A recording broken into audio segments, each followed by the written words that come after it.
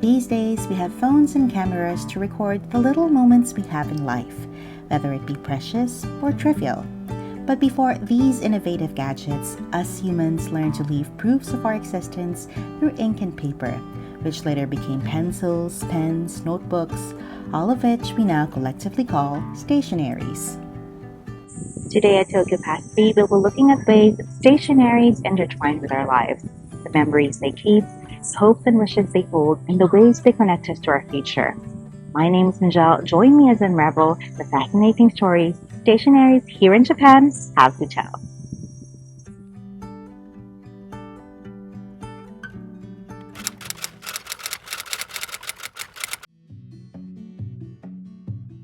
As children, one of the first things we are taught to hold is the pencil.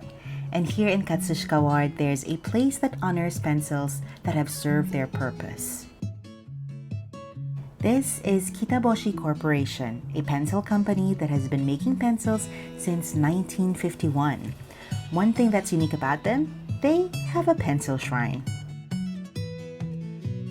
Tucked in a small but beautiful corner with a torigate shaped like pencils is the Enpitsu Jinja.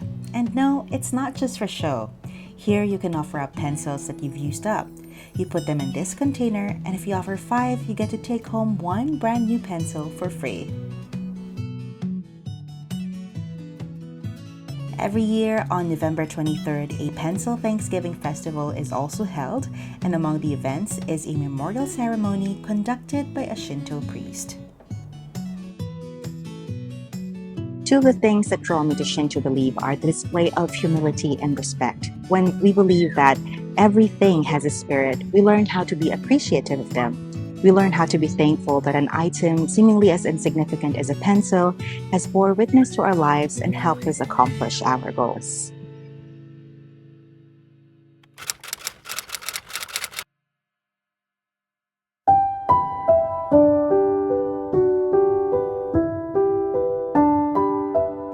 Speaking of pencils, the next place we are going to visit has a special kind. This is Yushima Tenmangu, a shrine dedicated to the deity of learning. Many students and their families visit here to pray for success in exams. You can even see some of these prayers when you browse the votive plaques. One of the ways Yushima Tenmangu tries to ease the worries of students is by selling lucky pencils.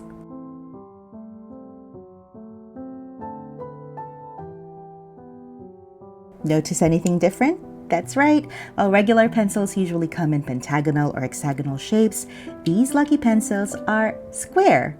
The square shape is symbolic. You can say that these pencils are missing the 5th side, and in Japanese, this can be expressed as gokaku, a homonym for passing an exam, or gokaku.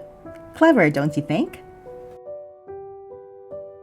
These pencils also come in a set of 10, half of which have motivational maxims on them and the other half blank.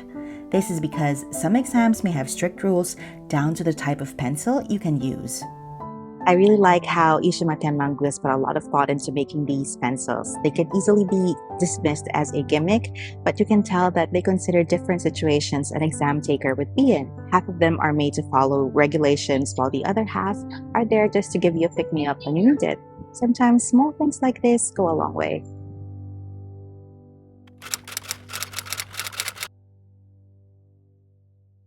One of the things that came as a surprise when I first came to Japan is how much people relied on their techo, more commonly known as planners or diaries. Here in Japan, when you plan something with someone, they will more often than not whip their planners out and look for a feasible time. I'd say more people are using Google and iPhone calendars these days, but if you go inside a stationery shop, you're likely to find a section dedicated to planners or diaries. There are your daily, monthly, yearly planners that can expand to 3 or 5 years. Anytime you buy a medicine, you're given a sticker to put in your medicine diary. There's one for housekeeping, one for recording heart rates, and even one for keeping all your passwords. I guess you could say that Japanese people are generally inclined to keep a record of things, no matter how minute. One such place where you can browse used planners and diaries is Techo to Shoshitsu, or the Library of Diaries. Filming is unfortunately not permitted here, but let me tell you my experience. You go in, pay the fee, and they give you a catalog which contains a basic profile like the gender, age, and occupation of the author, as well as when the diaries were written. You then get to choose 3, and then you'll have an hour to browse them as you please.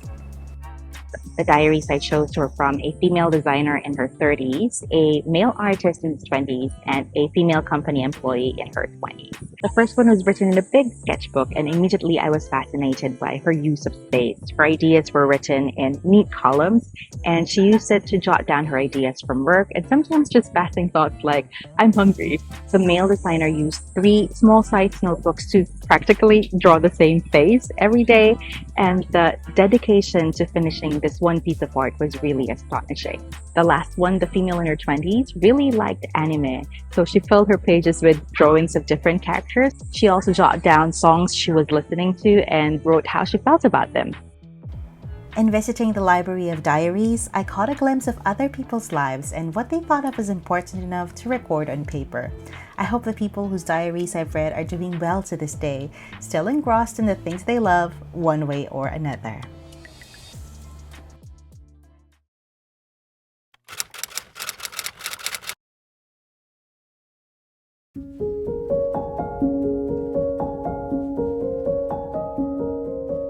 So far, we've talked about leaving records of the past.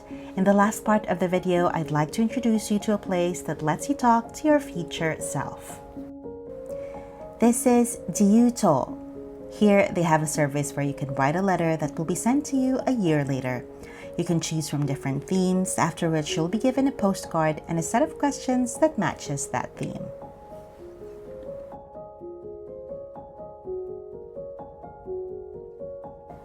You'll have 2 hours to reflect and write your letter and design it as you want. You can even take a Polaroid to include it in your envelope before sealing it with wax.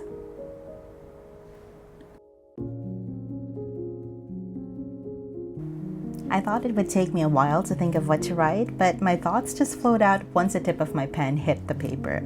And then, because the shop also had colored pencils, I had a blast designing my postcard.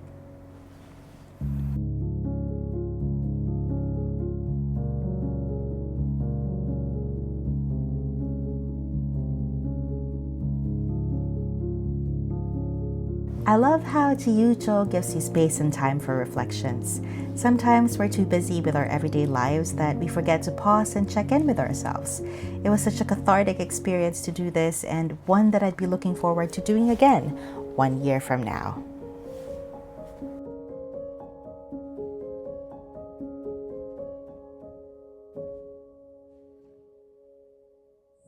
I really hope this video has been a joy to watch for you just as it has been a joy to make for me. But before I close this video, did you know that there is a place in Japan that keeps unsent letters?